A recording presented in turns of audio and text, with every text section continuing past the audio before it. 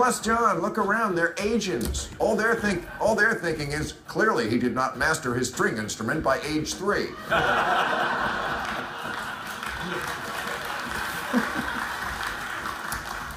New rule, the Pope is a pen. I'm serious. I find myself wanting to ask this Pope a question I've never wanted to ask a Pope before. Can I party with you?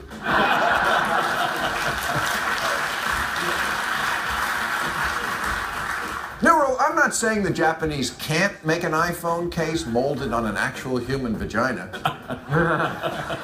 Yes, they did. I'm just saying they have to tell us why. It's awkward enough butt dialing now. And who can keep up? I'm still using my dictaphone.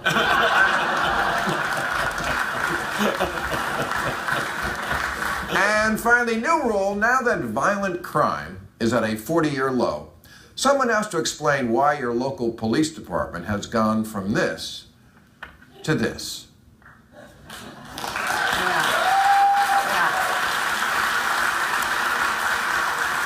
Has anybody here tonight ever heard of Doraville, Georgia? Me neither. But it's a town of 8,000 people, and they have their own tank. So does Nixa, Missouri, and Justice, Illinois. What these small towns and hundreds just like them have in common, besides a refreshing lack of hipsters,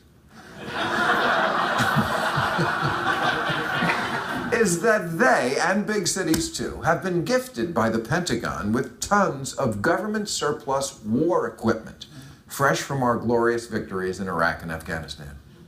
Now, I understand it's a dangerous world out there, and threats have changed. When I was a kid, there was no such thing as Shia LaBeouf.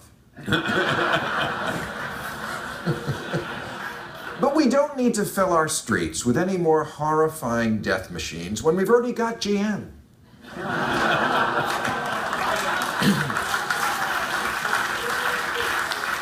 The military should dispose of these things the way they always did in the past, by selling them to Arnold Schwarzenegger. Because cops are only human, and we all know what it's like when you get a new toy. You want to use it. I bought a glue gun once, and by the end of the weekend, my dog's face was stuck to the toilet rail. But in West Springfield, Massachusetts, the police department's new toy is 2 grenade launchers. Why? In case Boko Haram takes Connecticut? It's hard enough keeping the George Zimmermans out of the police academy without having bazookas in the brochure. Once you start dressing and equipping people like an occupying army, they start acting like one. Every day there's another story in the paper about cops beating innocent people. The video that's been making the rounds out here lately is a patrolman punching the lights out of a deranged homeless grandmother. Even worse, that's their training video.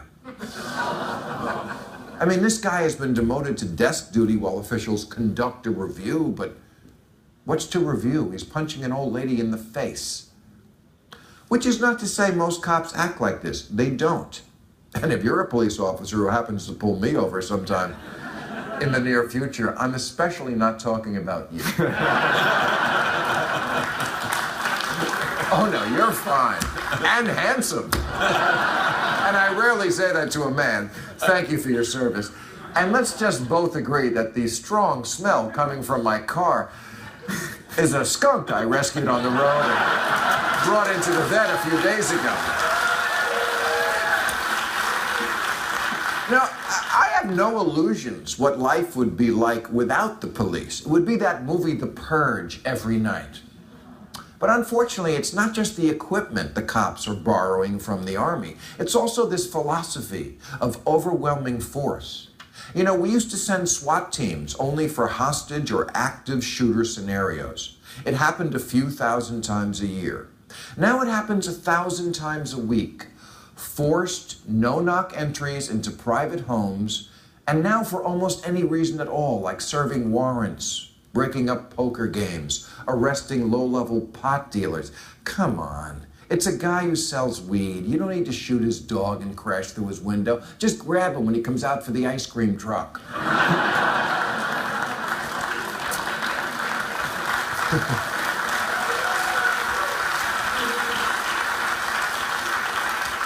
You know, police, we want to be on your side.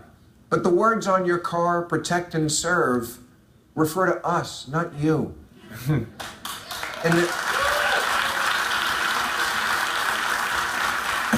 the 90s, conservatives used to warn about jackbooted government thugs coming to take away our freedoms.